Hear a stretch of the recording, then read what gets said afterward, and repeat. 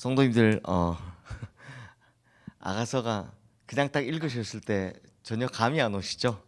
네, 솔로몬은 이 젊은 시절에 아가서를 지었고 중년에는 잠언을 지었고 이제 말년에는 전도서를 기록했습니다. 그런데 우리가 아가서를 가장 늦게 보게 됩니다. 그 중에서도 이 아가서는요, 솔로몬 왕과 술람미 여인의 사랑을 음악적인 장치로 극대화시킨 굉장히 아름다운 작품입니다. 그래서 전통적으로 아가서를 노래 중에 노래라고 불리는데요. 근데 성도님들, 자 이제 귀한 힌트를 드리겠습니다. 이게 우리 아가서 내내 이제 기억하셔야 될 건데, 구약적 전통에 따르면 아가서는 하나님과 하나님의 백성의 관계, 즉 언약의 관계로 보면 됩니다. 그리고 신약의 전통에 따르면 아가서는 그리스도와 교회의 관계, 그리스도와 즉 하나님 백성인 우리와의 사랑의 관계로 해석하고 이해했었습니다. 그러므로 정말 이 읽어보면 해석하기 어려운 아가서, 이 아가서의 솔로몬 왕과 술람미 여인의 이 관계를 하나님과 그의 백성 또 그리스도와 교회의 관계로 바라볼 때 이 아가서는요 훨씬 이해하기 쉬운 말씀이 되는 겁니다. 그냥 읽으시면 전혀 이해가 안 되는 말씀들인데 이렇게 해석하시면 됩니다. 또 이 아가서를 쉽게 이해하는 팁을 하나 드리겠습니다. 이게 문학적으로 이 아가서의 기초가 되는 건 남자와 여자가 부르는 노래, 요걸 각 부분이 어딘가를 아는 겁니다. 이게 성경이 되게 불친절하죠. 성경은 뭐 느낌표, 따옴표, 뭐 물음표 이런 거 전혀 없습니다. 그냥 굉장히 불친절하게 그냥 쭉쭉 나가는데요. 그러니까 이 아가서를 읽을 때 우리가 이 어느 부분이 남자가 부르는 노래인지 어느 부분이 여자가 부르는 노래인지 사실 성경은 가르쳐주지 않는데요. 어느 부분이 합창하는 부분인지 요걸 제대로 읽으면서 이해하시면 사실 이해할 수 있는 방법이 나, 너 이게 남성인지 여성인지를 구분할 수밖에 없습니다만 이렇게 이해하시면 훨씬 읽기는 쉽습니다. 즉 부르는 주체에 따라서 누가 자신의 마음을 어떻게 표현하는지를 잘 알면 그만큼 이 아가서를 이해하기가 쉬워진다는 겁니다. 근데 이런 걸 모르고 그냥 읽으시면 이게 왜 성경에 들어와 있지? 자꾸 이런 이야기를 하게 되시는 거죠. 자, 그러면 이제 아가서 1장으로 들어가 볼까요? 먼저 1장은 여인의 노래로 시작됩니다. 2절부터 4절 말씀 우리 함께 읽겠습니다. 내게 입맞추기를 원하니 내 사랑이 포도주보다 나음이로구나. 내 기름이 향기로워 아름답고 내 이름이 쏟은 향기름 같으므로 처녀들이 너를 사랑하는구나. 왕이 나를 그의 방으로 이끌어 들이시니 너는 나를 인도하라. 우리가 너를 따라 달려가리라. 우리가 너로 말미암아 기뻐하며 즐거워하니 내 사랑이 포도주보다 더 진함이라. 처녀들이 너를 사랑함이 마땅하니라. 자, 여기서 나라고 표현된 주체가 누구냐면 바로 이 여인이고 처녀입니다. 그리고 너라고 표현된 사람은 왕이라고 읽을 수 있죠. 그러면 왕의 사랑이 나를 인도하여 자기 방으로 들어갔다 라고 노래하고, 또 그리고 왕이 기름을 발랐다 라고 노래하고 있습니다. 기름은 이제 오늘날의 시대로 의미하면 이제 향수인데요. 향기 나는 향수를 바를 수 있는 사람은 아무래도 당시에는 이제 돈이 많고 또 지체가 높고 존귀한 사람이었겠죠. 그러므로 성도님들, 이게 참 중요한데요. 왕이 여인을 자기 방으로 인도하여 드렸다라는 걸 보면 이 두 사람의 사랑의 시작은 누가 먼저였습니까? 네, 맞습니다. 여인으로부터가 아니라 왕으로부터라는 걸 알 수 있습니다. 그러므로 이걸 보면 하나님과 하나님 백성 사이에서의 사랑의 시작도 누가 먼저다? 하나님이 먼저다라는 겁니다. 즉 인간이 하나님께 사랑을 요구해서 시작된 게 아니라 하나님이 먼저 인간에 대한 사랑을 시작하셨다는 걸 볼 수 있죠.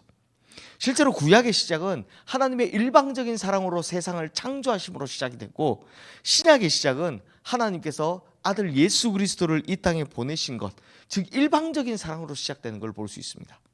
그래서 성경은 어떤 이유 없이 그저 하나님께서 인간을 사랑하시는 기록인 겁니다.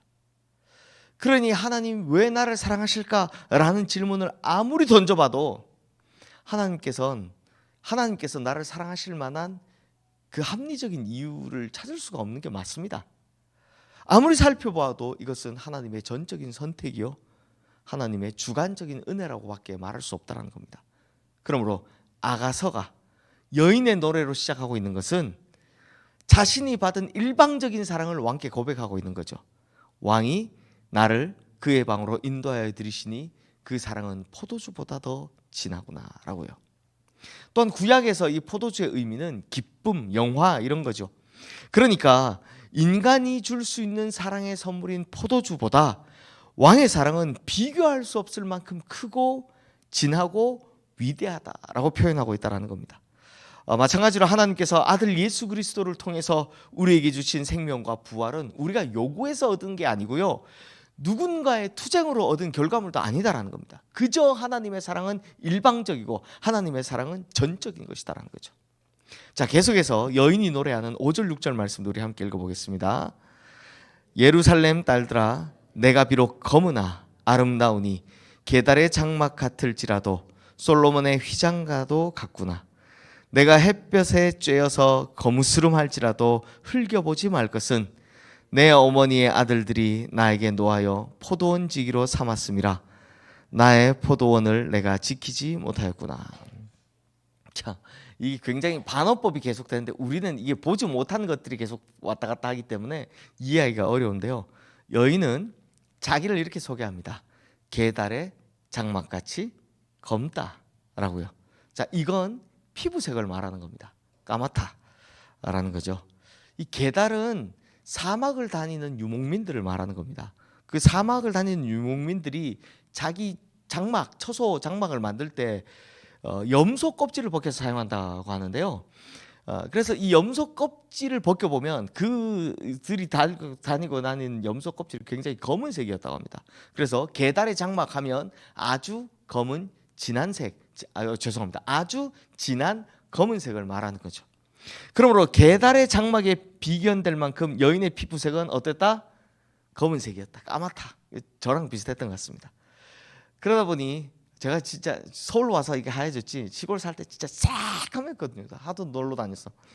그러다 보니 많은 분들이 이 여인을 흑인이다 이렇게 해석을 하시는데요. 그렇지는 않은 것 같습니다. 왜냐하면 이 말씀에 보면 그녀가 자기 피부색이 검게 된 이유를 직접 이야기하는데요.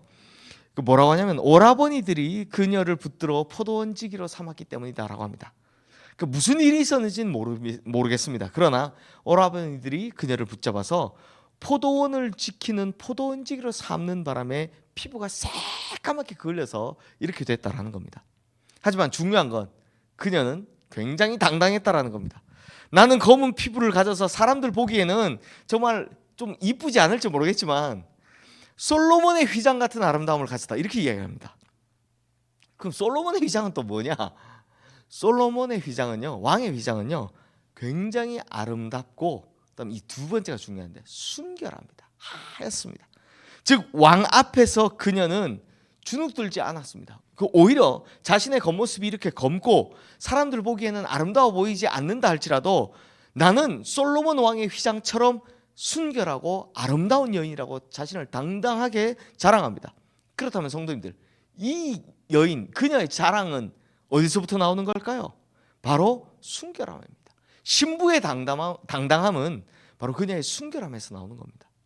우리가 하나님 앞에서의 아름다운 신부로서 또 그리스도의 영적 신부로서 서게 될 텐데 절대 외모나 행위로는 당당할 수 없다는 겁니다. 우리가 얼마나 거룩하게 살고 또 얼마나 선행을 베푸고 얼마나 봉사를 해봐야 그거 가지고 하나님 앞에 우리 설 수 있겠습니까? 아니면 뭐 우리 외모를 막 백옥같이 하얗게 가꾸면 하나님 앞에 당당하게 설 수 있겠습니까? 아닙니다. 우리는 영적으로 순결한 신부가 되어야 하나님 앞에 당당하게 설 수 있다는 겁니다. 이 여인이 이 이야기를 하고 있는 겁니다. 나는 외모로는 꽝이다. 그런데 내가 왕 앞에서 당당하게 설 수 있는 건 순결함 때문이다. 죄 짓지 않고 정결하게 하나님께서 기뻐하시는 모습으로 살아갈 때 우리는 영적인 순결한 신부가 될 수 있는 겁니다. 즉 술람미 여인이요, 이 솔로몬 왕 앞에서 당당할 수 있었던 건 자기 외모가 예뻐서가 아닙니다. 자기 순결함 때문이었습니다. 순결한 신부였기 때문에 당당했던 겁니다. 나는 어떤 남자에게도 마음을 준 적이 없고 육체를 하나님과 당신 앞에서 정결하고 순결하게 유지했습니다 라는 이 당당함이 있는 겁니다. 그러므로 성도님들, 하나님 말씀 안에서 진실하고 거룩한 하나님의 백성이 되면 우리의 외모, 우리의 출신 혹은 우리의 행위 아무런 문제가 되지 않습니다. 하나님 앞에 설 수 있는 유일한 길은 우리의 영적 순결함이더라 라는 겁니다. 그러므로 우리 성도님들, 솔로몬의 휘장 같은 그 순결함이 우리 성도님들의 영적인 자신감이 되고 온전한 무기가 될 수 있기를 주님의 이름으로 축원합니다. 그러면 이번에는 이제 여인의 노래 했으니까 화답하는 왕의 노래를 한번 보겠습니다. 우리 8절 9절 말씀 함께 읽겠습니다. 여인 중에 어여쁜 자야, 내가 알지 못하겠거든. 양떼의 발자취를 따라 목자들의 장막 곁에서 너의 염소 새끼를 먹일지니라. 내 사랑아, 내가 너를 바로의 병거의 준마에 비하였구나. 자, 객관적으로 이 여인은 예쁩니까, 안 예쁩니까? 저 지금까지 계속 이야기했잖아요. 객관적으로 이 여인은 딱 봤을 때 예쁩니까, 안 예쁩니까? 안 예쁘죠. 아름답지가 않습니다. 게달의 장막처럼 검은 피부를 가진 여인이라고 합니다. 그러나 중요한 건 왕이 이 여인을 사랑합니다. 그게 중요하죠. 왕이 이 여인을 예쁘다고 하는데요, 어여쁜 자라고 말하잖아요.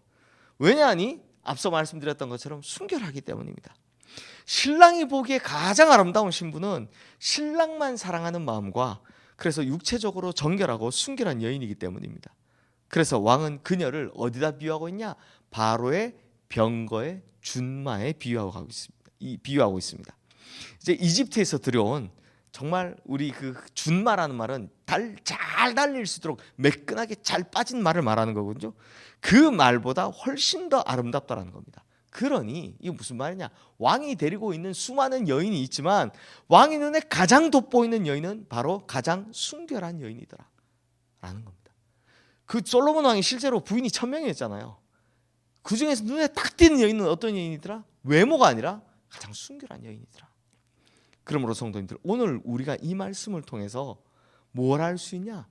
하나님의 선택과 사랑을 받을 수 있는 길을 우리가 볼 수 있는 겁니다.